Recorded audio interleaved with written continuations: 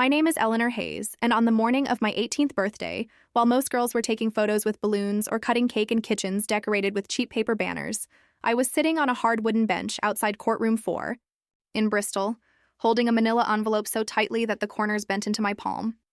Inside were the forms that would remove my father's surname from every legal part of me.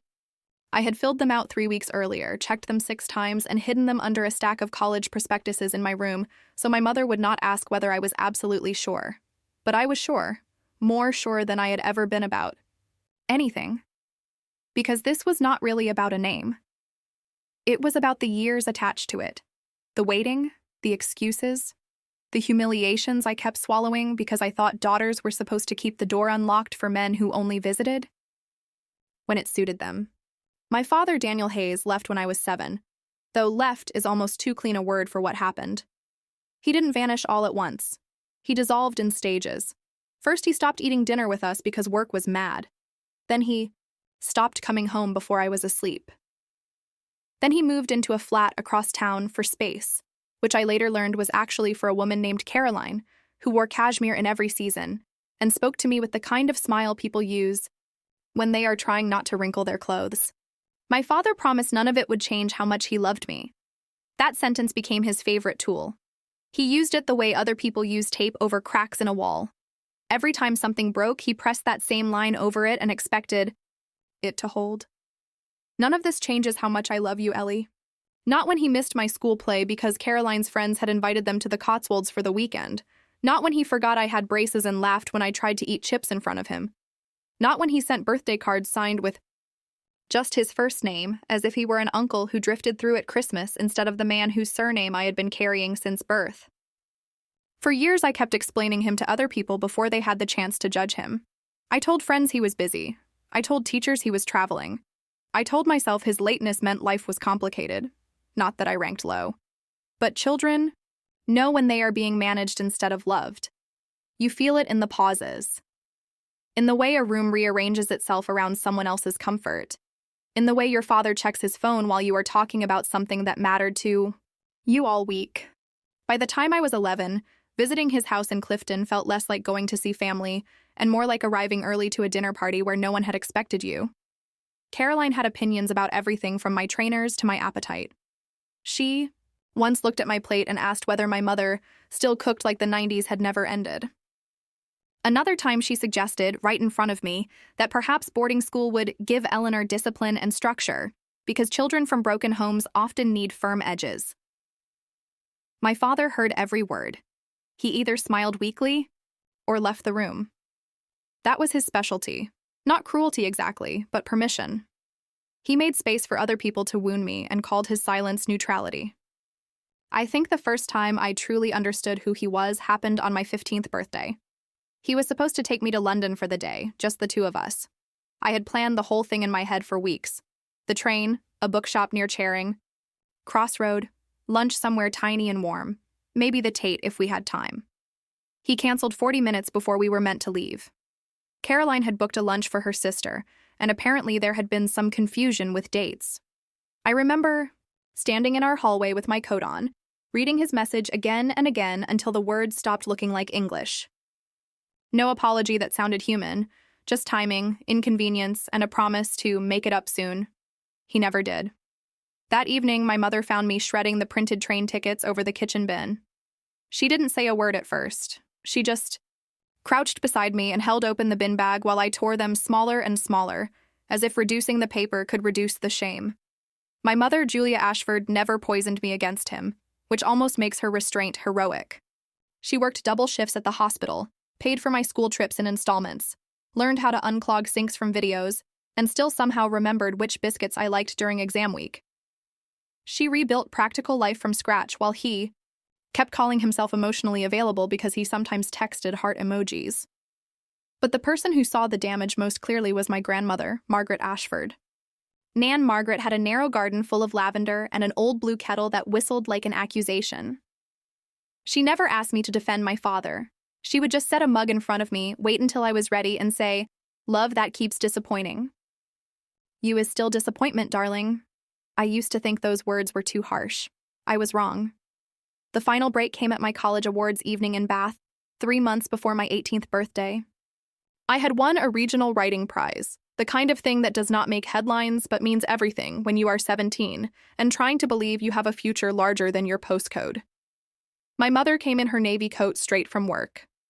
Nan Margaret wore lipstick too bright for the room and cried before my name was even called. My father arrived late with Caroline, who smelled like expensive perfume and irritation. After the ceremony, people gathered in the hall with plastic glasses of warm juice and supermarket mini pastries. A lecturer was congratulating me when Caroline glanced at the certificate and said, in that polished voice of hers, "Well, at least all that drama in her childhood was useful for something. Misery does make people write better, doesn't it?" She said it smiling. She said it in front of my lecturer, my mother, and 2 girls from my class. The room did that terrible thing where it stays noisy, but your body hears silence anyway. I looked at my father. I was not asking for a speech. I was not asking him to choose me dramatically over his wife. I just needed one sentence. One. "Don't speak about my daughter like that." But he adjusted his cuff, looked down at the pastry table, and said nothing. My mother went still in the way only furious women do.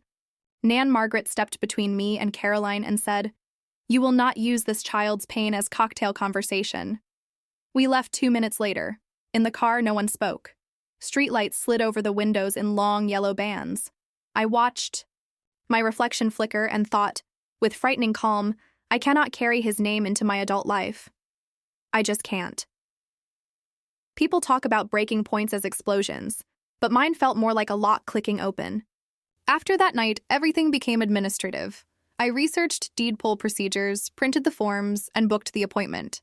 I chose Eleanor Margaret Ashford. Margaret for the woman who defended me when my father would not. Ashford for the family that had actually shown up in rain and flu season and exam stress and rent anxiety and all the unglamorous places where real love proves itself. On the day the judge approved the change, there was no cinematic music, no trembling monologue, no revenge fantasy. Just fluorescent lights, a clerk with kind eyes, a rubber stamp, and my pulse slowing for the first time in years. I stepped outside, into a cold Bristol afternoon, and stood near the fountains while office workers hurried past with takeaway coffees. Cars moved, pigeons pecked. The world did not pause to honor my small revolution, which somehow made it feel even more real. Pain had always made everything feel theatrical inside me. Freedom felt ordinary, steady, paperwork, and breath. In my bag was the certified order. At the station cafe, I bought a black pen and a plain white card. I had planned for weeks to write. Something long, something devastating and precise, something that would finally explain the cost of his silence in language sharp enough to reach him.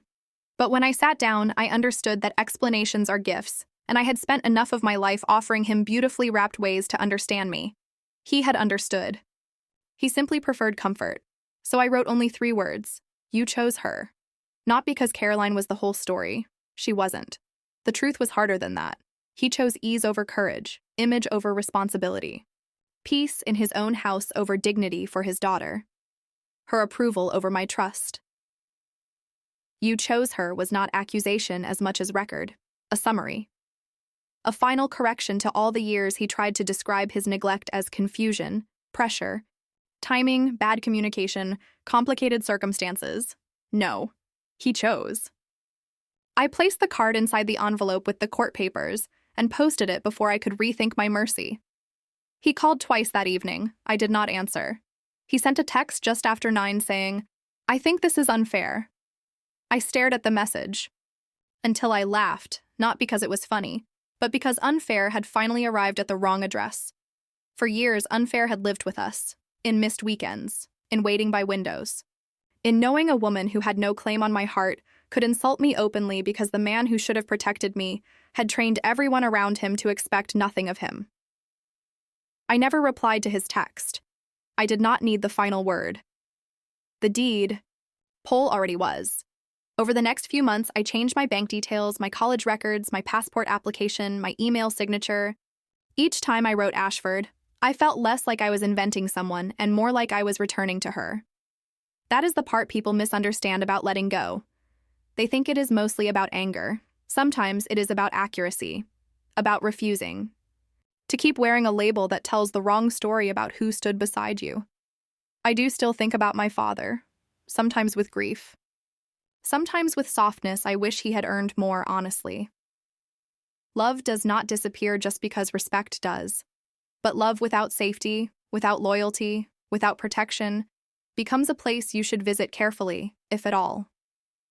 I did not change my name because I hated him. I changed it because I wanted a life that no longer required me to shrink around his absences. If you are listening to this while carrying a surname, a relationship, a history, or even a version of yourself that was built around somebody else's failure to love you properly, hear me clearly. You are not cruel for naming what happened. You are not disloyal for choosing peace over performance. And you are not dramatic for refusing to drag old neglect into your future just because other people got comfortable watching you carry it. On my 18th birthday, I did not erase my father. I erased the lie that he had the right to define me. And when I sent those 3 words, I was not trying to destroy him. I was simply done protecting him from the truth. My name is Eleanor Margaret Ashford now, and for the first time in my life, it belongs entirely to the people who never once made me beg to be seen.